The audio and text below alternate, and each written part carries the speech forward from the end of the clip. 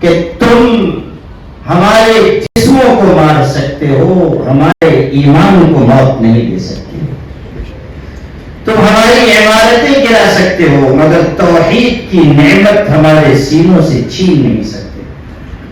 حالت یہ ہے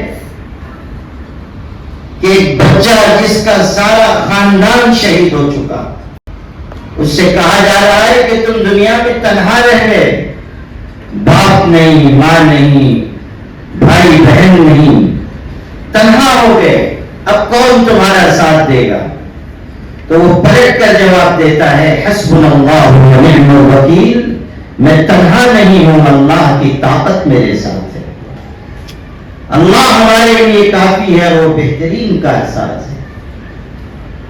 یہ وہ ایمانی غیرت و حمیت ہے جسے دیکھ کر دنیا آج بھی ششدر و حیران ہے۔ ایک خاتون، نوجوان خاتون اپنے پہلو میں اپنے شوہر کی لاش لیے بیٹھی ہے، اپنی گود میں اپنے بچے کی خون میں نہائی ہوئی لاش لے کر بیٹھی ہے، اور پھر نگاہ اٹھا کر آسمان کی طرف دیکھتی ہے اور کہتی ہے، اللہ میں اس پر بھی تیری تقدیر کے فیصلے سے راضی ہوں۔ یہ ہے ایمانی قوت، یہ ہے ایمانی غیرت۔ اور ایسا نہیں کہ صرف ظلم و ستم سہنے کا ایک مظاہرہ ہے،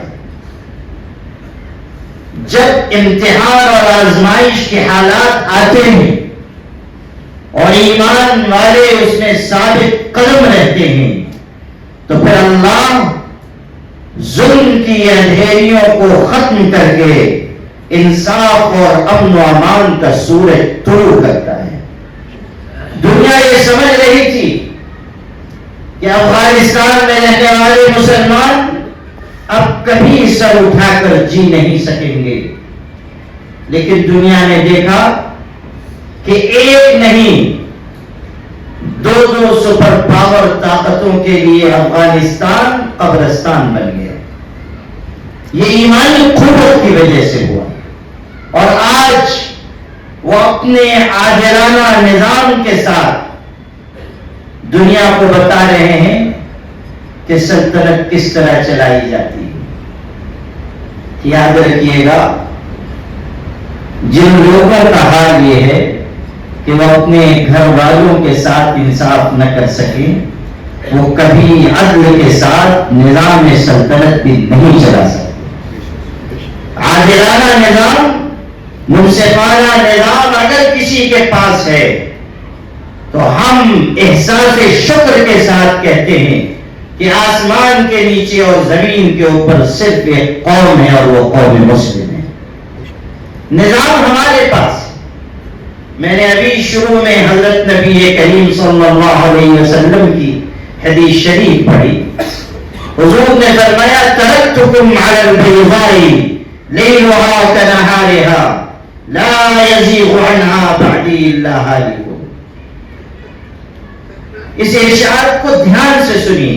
فرمایا، میں تمہیں اپنے بعد ایک ایسے صاف شفاف نظام پر چھوڑ کر جا رہا ہوں جس کی رات بھی اس کے دن کی طرح ہے۔ جملہ دیکھیے، لیلھا کنہارھا، رات بھی دن کی طرح ہے۔ یہ اشارہ اس طرف ہے کہ دنیا کے ہر نظام میں اگر خوبی ہوگی تو خامی بھی ہوگی، اجالا ہوگا تو اندھیرا بھی ہوگا، لیکن دنیا میں صرف ایک نظام ایسا ہے کہ جس میں اجالا ہی اجالا ہے، اور وہ نظام مصطفی بھی ہے۔ وہ نظام وہ ہے جو دنیا کے انسانوں کو میں دے کر جا رہا ہوں۔ ترکتکم علی البیضاء لیلھا کنہارھا۔ حضور پاک صلی اللہ علیہ وسلم نے جو شریعت ہمیں عطا کی، آپ نے جو طریقے زندگی ہمیں دیا، کہیں کوئی عیب نہیں، کوئی کمزوری نہیں، کوئی خامی نہیں، کوئی نقص نہیں، کسی ترمیم کی گنجائش نہیں، کسی تبدیلی کی حاجت نہیں۔ یہ جو کہا جاتا ہے کہ فلاں قانون میں تبدیلی کیجئے، اس میں کچھ کمی ہے، اس میں ناانصافی ہے، والعیاذ باللہ، اس کا ایک ہی جواب ہے، وہ یہ کہ کمی کمی قانون میں نہیں ہے، کمی آپ کی عقل میں ہے۔ اگر سورج کی روشنی چمگادڑ کو نہ نظر آئے تو سورج کا قصور نہیں ہے، یہ چمگادڑ کی بے بصیرتی ہے۔ ابھی یہاں ہمارے حیدری صاحب طلاق کے سلسلے میں ذکر کر رہے تھے، لوگوں نے بہت زور لگایا کہ کسی طرح یہ بتائے کہ طلاق کا قانون ظالمانہ قانون، لیکن جب یہ سوال کیا گیا کہ بھائی صاحب آپ کے ہاں تو نظام یہ تھا کہ جنم جنم کا ساتھ ہے، تو پھر آپ لوگوں نے الگ سے قانون لا کر طلاق کا نظام الگ دروازے سے کیوں اختیار کر دیا، یہ بتا دیجیے۔ یہ ضرورت کیوں محسوس ہوئی کہ راستہ علیحدگی کا رکھا جائے؟ وہ اس لیے کہ طلاق کا یہ قانون مسئلہ نہیں ہے، مسائل کا حل ہے۔ وہ افسانہ جسے انجام تک لانا نہ ہو ممکن، اسے ایک خوبصورت موڑ دے کر چھوڑنا اچھا۔ جب راستہ کوئی باقی نہیں بچا تو پھر علیحدگی کے لیے طلاق کی ضرورت پڑتی ہے۔ یہ نہیں کہ ہنسی خوشی زندگی گزر رہی اور آپ طلاق دے دیں، یہ نہیں۔ اسلام کا جو نظام طلاق ہے، نظام نکاح ہے، آپ دیکھیے کس قدر خوبصورت ہے، کیسا عادلانہ اور منصفانہ نظام ہے۔ اور صرف یہ نظام نہیں، اسلامی شریعت کا گہرا مطالعہ کیجیے، زندگی کا کوئی حصہ ایسا نہیں ہے جہاں شریعت نے ہماری رہبری نہ کی ہو، ہماری رہنمائی نہ کی ہو۔ سلطنت چلانے بنانے، سلطنت کو عادلانہ نظام کے مطابق درست طریقے کے ساتھ آگے بڑھانے کا جو اصول ہماری شریعت میں آپ کو کہیں نہیں ملے گا۔ امام محمد ابن حسن شیبانی کی کتاب ہے سیر کبیر، فقہ حنفی کے یہ تیسرے امام ہیں۔ ان کے نام سے یورپ میں اکیڈمی قائم کی گئی، شیبانی انٹرنیشنل لا۔ بین الاقوامی جو قوانین ہیں ان کے سلسلے میں ان کی کتابوں سے رہبری حاصل کی گئی۔ انگریزوں نے انگلینڈ سے ان کی کتابیں ایڈٹ کر کے انگریزی میں شائع کی ہیں۔ ایسا زبردست کام انہوں نے کیا اور ایسے زبردست اصول شریعت مطہرہ کے انہوں نے اپنی کتاب میں لکھے۔ جو ابھی سنانا تھا آپ کو یہ کہ ان کی کتاب سیر کبیر، ایک انگریز شخص نے اس کا مطالعہ کیا اور کتاب پڑھنے کے بعد وہ مسلمان ہو گیا۔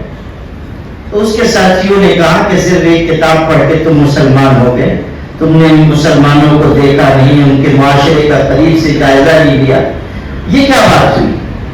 تو اس شخص نے یہ جواب دیا کہ جب میں نے اس کتاب کا مطالعہ کیا اور میں نے پڑھا کہ اسلام نے ہر شعبے کی کیسی رہنمائی کی ہے اور زندگی کے ہر حصے کے متعلق کس طرح کی گائیڈ لائن دی گئی ہے، تو میرے دل سے بے اختیار یہ آواز آئی کہ اگر چھوٹے محمد کے علم کا یہ عالم ہے تو بڑے محمد کے علم کا کیا عالم ہوگا۔ امام محمد ابن حسن شیبانی کی کتاب پڑھ کر وہ شخص متاثر ہو کر یہ کہہ رہا ہے کہ جب چھوٹے محمد کے علم کا یہ حال ہے، بڑے محمد کے علم کا کیا عالم ہوگا۔ اسلامی شریعت نے ہمیں جو صاف ستھرا نظام عطا کیا، اسی میں ہماری بھلائی، اسی میں ہمارے لیے دنیا کی عزت اور آخرت کی نجات۔ اسی لیے حضرت نبی کریم صلی اللہ علیہ وسلم نے فرمایا لا یزیغ عنہا بعدی الا ہالک۔ سنو، اس شریعت سے میرے بعد وہی شخص منحرف ہوگا جو ہلاک ہونے والا ہے، تباہ و برباد ہونے والا انسان ہی اس شریعت سے الگ جائے گا۔ تو میرے بھائیوں، ملک کے ان مشکل حالات میں سب سے پہلی اور بنیادی بات جو ہمارے سمجھنے کی ہے وہ یہ کہ ہم حالات کی سنگینی سے مایوس نہ ہو۔